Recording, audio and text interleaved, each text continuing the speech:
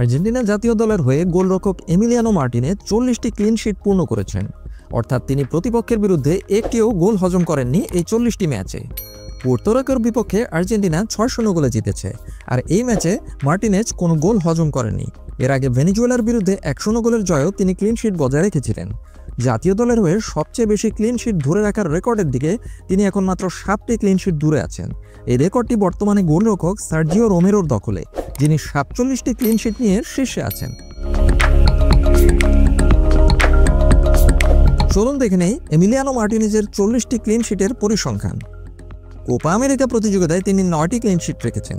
বিশ্বকাপে তিনি 3টি ম্যাচে ক্লিন শিট রেখেছিলেন। ফিনালিসিমাতে একটি ম্যাচ খেলে সেই একটি ম্যাচে তিনি ক্লিন শিট রেখেছিলেন। বিশ্বকাপের বাছাই পর্বে 18টি ম্যাচে ক্লিন শিট রেখেছিলেন এমিলিয়ানো মার্টিনেজ। এছাড়াও 9টি প্রীতি ম্যাচে ক্লিন শিট ধরে রেখেছিলেন এমিলিয়ানো মার্টিনেজ। এভাবে সর্বমোট 40টি ম্যাচে এ যাবৎ ক্লিন শিট রেখেছেন এমিলিয়ানো মার্টিনেজ।